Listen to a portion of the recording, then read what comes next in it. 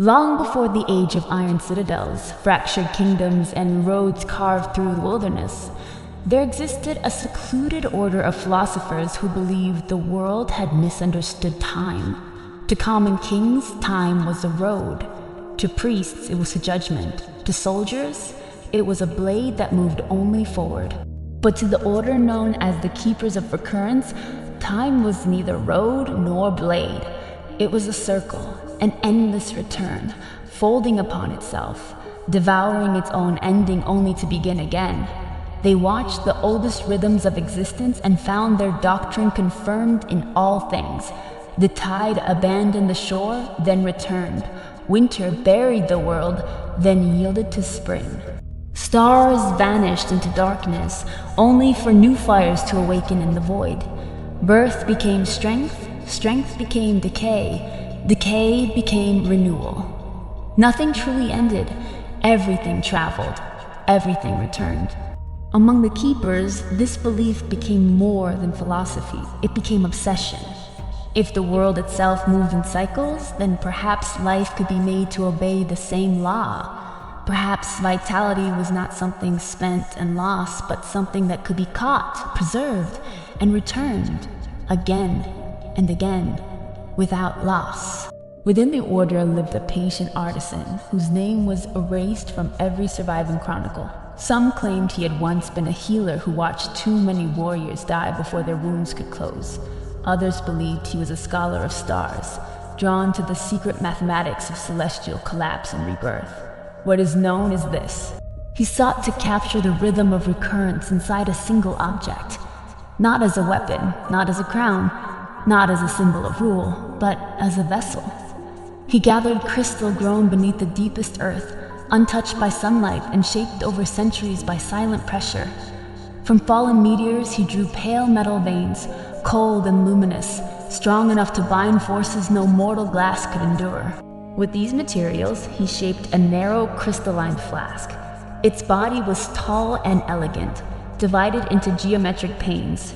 Each pane represented a phase of existence: birth, strength, decay, and renewal. The patterns did not end at their edges. They interlocked, curved, and returned into themselves, forming a perfect circuit where no line truly stopped. 4 gilded anchors were fixed around the vessel's frame, not for beauty, but restraint. The artisan understood that to hold the cycle was to hold pressure. A beginning always pulled toward its ending, an ending always strained toward rebirth. The flask had to endure both. When the vessel was complete, the keepers brought forth their forbidden work. A radiant distillation drawn not from herbs, blood, or mineral essence, but from moments of survival themselves. The final breath before a warrior rose again. The last heartbeat before a body refused collapse. The instant between defeat and endurance. These fragments were refined through ritual mechanisms, folded into one another, and sealed inside the crystal core. The liquid awakened. It shimmered like liquid dawn, shifting from pale gold to violet twilight. Rings of energy moved endlessly within it, expanding without fading, turning without touching the walls of the flask. The keepers named the substance the circuit, and the relic that held it became known as the vessel of the endless cycle. The first keeper to drink from the vessel was not a warrior, but an elder scholar whose body had grown thin from decades of study and ritual strain. His hands trembled when he raised the flask. The liquid touched his lips. Then the room fell silent. It was not healing in the ordinary sense. The circuit did not simply close wounds or soothe exhaustion. It remembered. Every drop carried an image of what the body had been before damage, before weakness, before collapse. When consumed, the liquid attempted to rebuild that remembered state, forcing flesh, breath, and spirit to align with a stronger version of the bearer. The keepers rejoiced. They believed they had mastered restoration. They were wrong. They had discovered recurrence. In the years that followed, the vessel was tested under strict observation. A runner carried it through frozen mountain passes and returned without frostbite. A wounded hunter drank from it after a beast's claws opened his side, and the wound closed before the blood could reach his knees. A soldier, exhausted by 7 days of battle, raised the flask with shaking hands, drank, and stood as though the war had only begun. Yet the most impossible truth revealed itself slowly. The vessel did not empty. When its power was spent, the liquid dimmed. Its glow faded to embers. The rings within slowed, but then, during struggle, the essence returned. Motion restored it. Survival fed it. Endurance called the liquid back into being.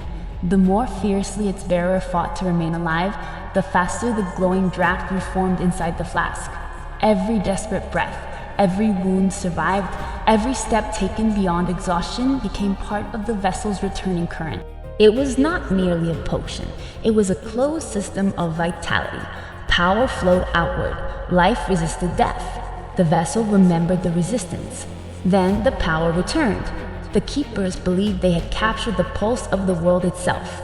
Power does not vanish, they wrote. It only travels. The vessel simply reminds the world to give it back. For a time, the keepers treated the vessel as their greatest triumph. But recurrence carries memory. Every life prolonged by the vessel left something behind. At first, the imprints were faint. A pulse within the glow, a tremor in the rings, a whisper beneath the sound of shifting liquid. The keepers dismissed these signs as harmless echoes of use. Then the whispers multiplied. Warriors refusing death, explorers crawling from ruins, wanderers staggering through storms, scholars surviving rituals that should have emptied their bodies and minds. Each act of survival entered the circuit. Each desperate return became a fragment in the liquid's memory. Over decades, these fragments intertwined. They formed patterns. The patterns became responses. The responses became will. The vessel no longer merely restored its bearer. It anticipated them. A wounded hand would reach for the flask before pain fully bloomed. The liquid would brighten before battle began. The rings within would quicken at the approach of danger, as if somewhere inside its living archive, 1,000 past survivors had already recognized the shape of what was coming. The keepers began to fear their creation. They had not built a tool. They had created a living record of endurance, an archive of everything that had ever refused to die. The Order's final night passed without thunder, war, or flame.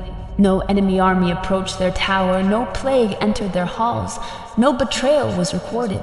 The tower simply collapsed inward, not downward, inward. Stone folded into stone.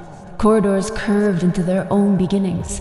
Stairways bent back into foundations that had not existed a moment before. Windows opened onto rooms already destroyed.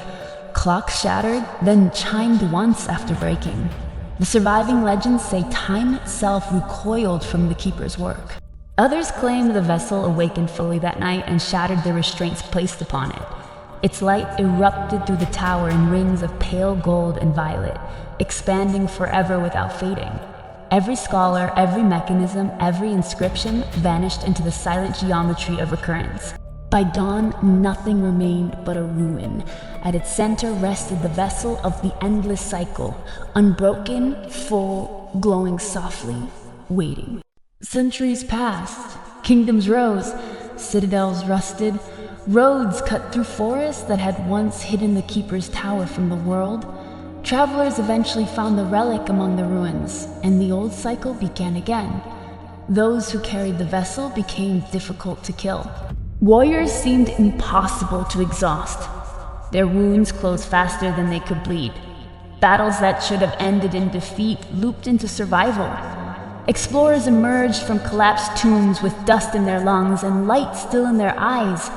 Wanderers crossed deserts without surrendering to thirst, always finding one more step waiting inside them. But every use came with a sensation few could explain. The vessel did not feel empty after it restored them.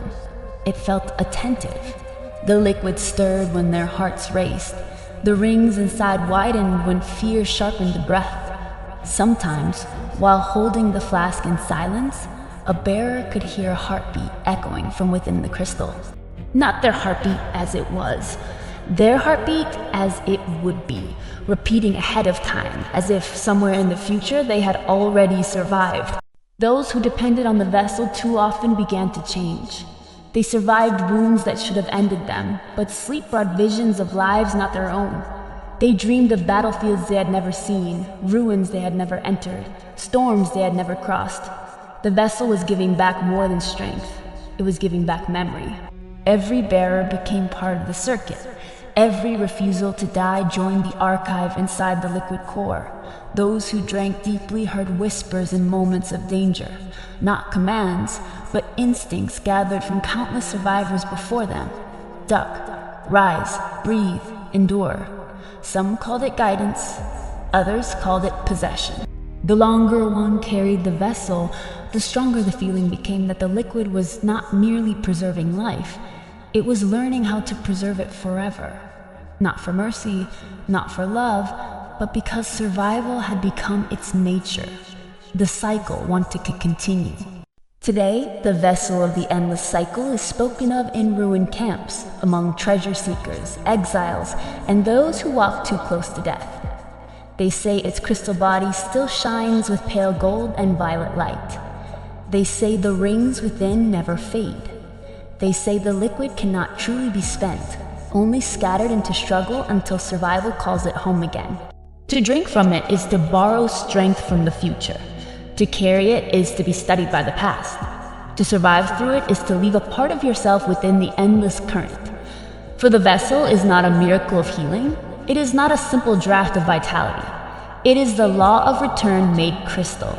A closed circuit of life, memory, and endurance. And if the bearer listens closely while holding it, beneath the quiet pulse of the glowing liquid, they may hear the truth the keepers discovered too late. Power does not vanish. Life does not surrender easily, and every ending waits for the moment it can begin again.